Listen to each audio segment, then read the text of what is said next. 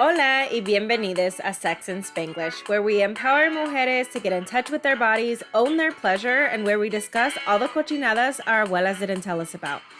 I'm Ana Lopez, sexpert, future doctora, certified sex and life coach, proud Latina, and your go-to guide for all things sex.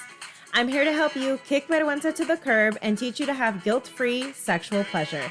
Basically, I'm here to help you have mind-blowing sex without all the guilt and shame you learned growing up.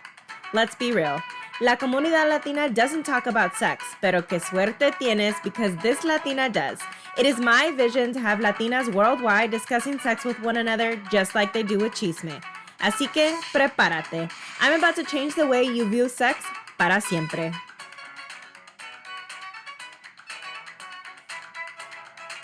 Welcome back to another episode of the Sex and Spanglish podcast. Today we are going to be talking about feelings. So in particular, we're going to be talking about a specific phrase that English speakers usually use. And I think I've also heard this in Spanish, but I find that it's more common in English. So the phrase is, I feel like. So we will say things like, I feel like he doesn't think I'm sexy. I feel like they're going to be mad at me if I don't go to the party. I feel ugly. Right? And the interesting thing about these sentences is that the word feel, in the way that we're using it, when we say things like, I feel like he doesn't think I'm sexy, I feel like they're going to be mad at me if I go to the party, I feel ugly. When we are saying those sentences, the word feel in those sentences is supposed to indicate that there is an emotion there, right? That there is a feeling. Right? Not feel as in to like touch something, but to have an emotion or to have a feeling. But he doesn't think I'm sexy. They're going to be mad at me if I don't go to this party. Ugly. Those are not feelings. Feelings or emotions, I use those two words interchangeably, are things such as happy, sad, mad, anxious. Those are feelings. Those are emotions, right? He doesn't think I'm sexy. They're going to be mad at me if I don't go to this party. Ugly are not feelings or emotions. They are thoughts, right? And you're probably like, okay, like who the fuck cares? People understand what I'm saying. Why does that matter? But I want you to notice the difference. So you might have to pause this as you go and like use your own examples. But think for a second. Or you can say it out loud even, I feel like he doesn't think I'm sexy. Now say, I think he doesn't think I'm sexy. Do you notice any difference in those two phrases? And again, you can insert your own phrases here. I feel like they're going to be mad at me if I don't go to this party. I think they're going to be mad at me if I don't go to this party. I feel ugly versus I think I'm ugly. Now notice if there's any like physical change, or maybe you might notice an emotion change, right? Just notice that. And you might not notice anything. You might just be like, no, nothing really changed. And that's totally fine. But for many people, there is a change when they go from saying I feel to I think. So I want you to think for a second, or I want you to you can think it in your mind or say it out loud.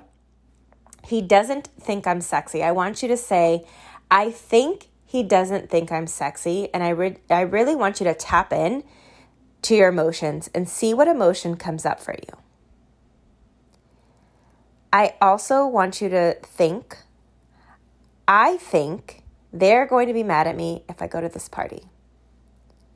Or if I don't go to this party.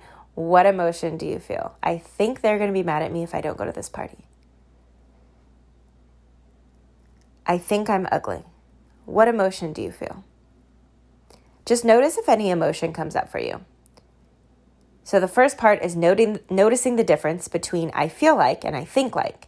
And the second part is noticing the emotion and naming the emotion when you think, I think, insert whatever it is there, right? Noticing the emotion that comes up. Is it happy? Is it sad? Is it mad? Is it anxious? What is it?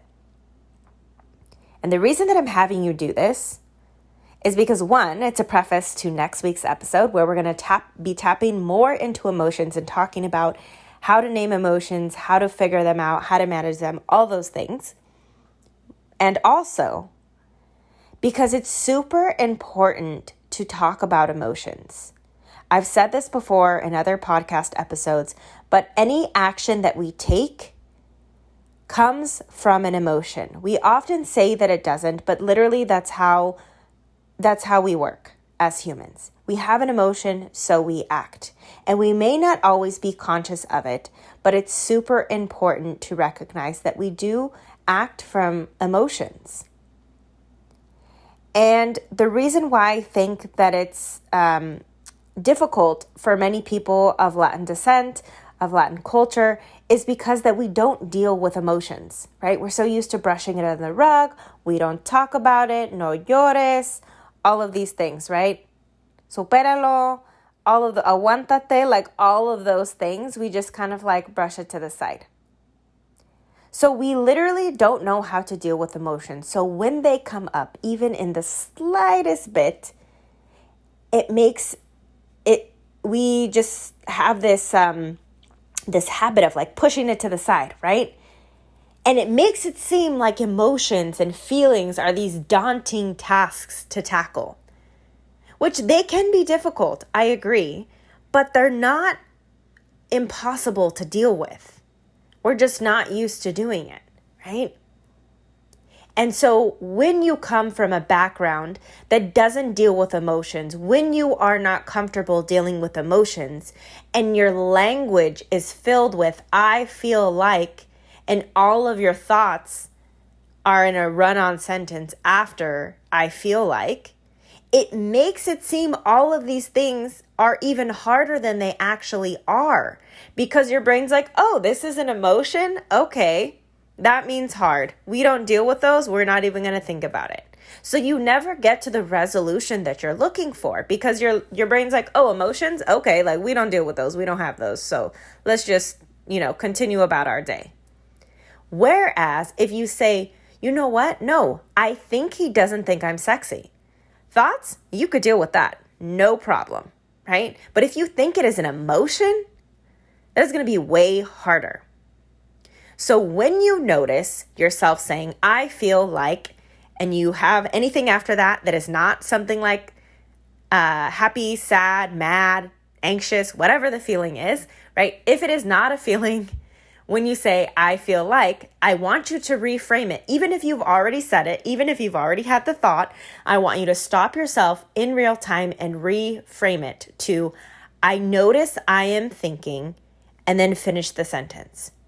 So if you said out loud or you thought in your head, I feel like he doesn't think I'm sexy, you would stop and say, I notice I am thinking he doesn't think I'm sexy.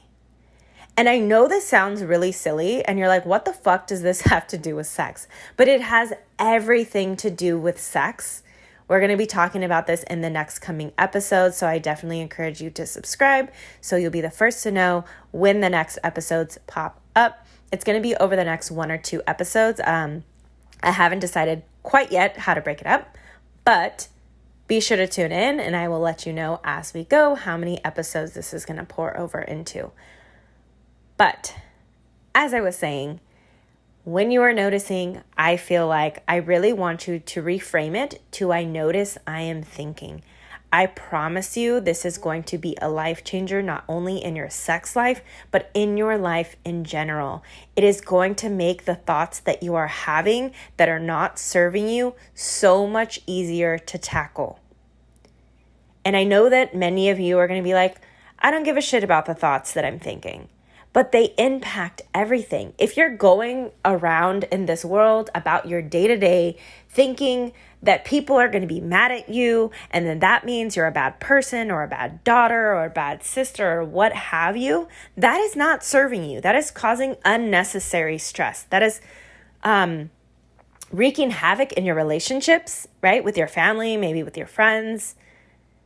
And then if you're stressed out all the time, you are not going to want to have sex because you're always fucking stressed.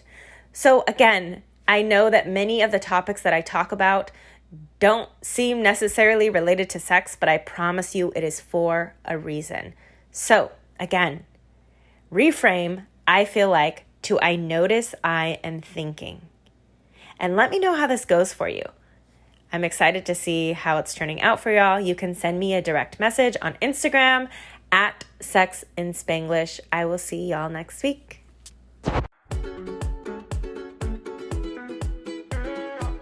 Hey mujer, this is your invitation to join La Sinvergüenza Symposium. Redefine what it means to be a sinvergüenza and learn to do the things you enjoy without shitting on yourself. The waitlist is open and ready for your name. The link to join is in the show notes. If you like what you heard, be sure to hit the subscribe button to be notified when new episodes are released. Join me every week to hear me talk about orgasms, foreskin, dildos, and all the other cochinadas your abuela didn't tell you about. But that's not all. We'll also discuss machismo, la tía metiche, and sexual stories from other Latinas just like you. And if you're ready to start spicing up your sex life tonight, then be sure to download my free ebook, Spice It Up con la Sex Coach. You can find the link in the show notes. And finally, let's keep in touch. You can find me on Facebook, Instagram, Twitter, and TikTok at Sex in Spanglish. Be sure to follow me and let me know you heard this episode. Deseándote todo el placer, porque el placer es poder.